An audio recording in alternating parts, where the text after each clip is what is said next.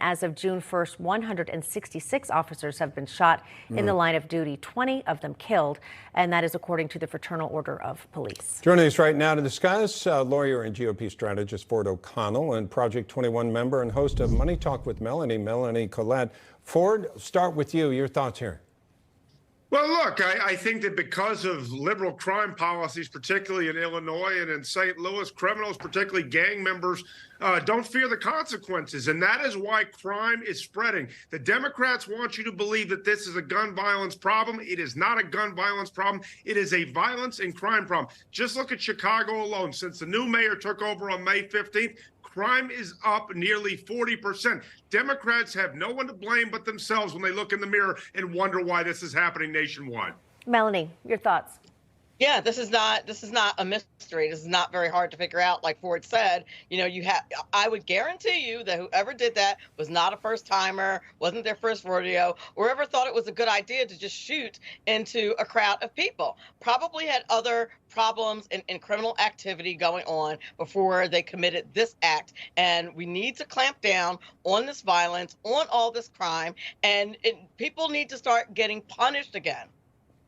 Let's shift to political polls. Out today from JL Partners and Daily Mail, they have Donald Trump trailing President Biden, 46-44.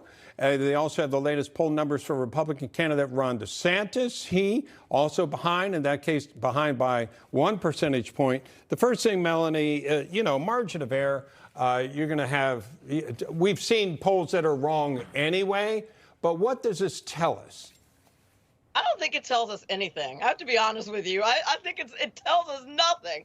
And one thing about polls, first of all, it's super early. That's the first thing. And secondly, whenever you see these polls, you always have to peel back the onion. Forget the margin of error. Who did they poll? Did they poll likely voters? Did they poll 75% Democrats and 25% Republicans? Like, you need to know how big was the sample size. All of these things are relevant when it comes to polling. So I don't think that at this point we can read too much into this. Yeah, Ford, we had political analyst Mark Halperin on earlier, and we asked him, what he thought about these early polls. And he said the one thing that really stood out to him was the fact that they've been so consistent over time. Does that stand out to you, or do you agree with Melanie?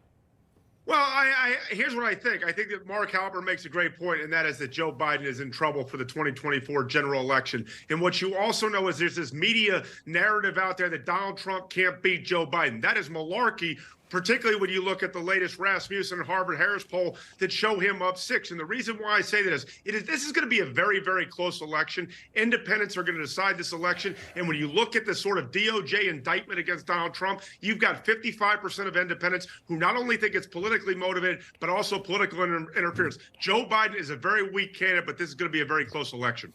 What about the Democrats? What's going on with them, Ford?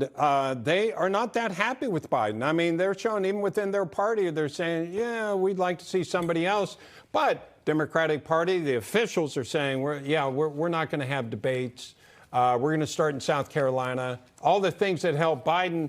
But a lot of their voters are saying this is not going down well. Democratic primary voters know exactly what I know, and that is Joe Biden is incapable of being president. They are embarrassed to entertain the thought of actually voting for him, but we live in a partisan nation. They can't come out and actually tell you that he's a senile old man who's busy with a foreign grift that should embarrass the entire nation. It's Republicans' job to remind Democratic voters and independents that Joe Biden should not be leading this country, and he's incapable to serve another 4 years, and they can't afford it. Melanie, do you think that the Democrats will realize that they're in deep trouble and push another candidate out? I don't know, Gavin Newsom? They're obviously not going to rally behind RFK Jr. They already know that they're in deep trouble, to Ford's point. They absolutely know that. And what do they have in the arsenal? Kamala Harris? Gavin Newsom, who has basically, ruined the state of California all by himself. That's what they're going to put up against Donald Trump. I think it is unfortunately going to be a close race, as Ford said, but I think they got nothing. And I don't think that Gavin Newsom translates on a national scale. I just don't see it. All right. We're going to have to leave it there. Melanie, Collette, Ford O'Connell, great to have you with us as always. Thank you. Thank you.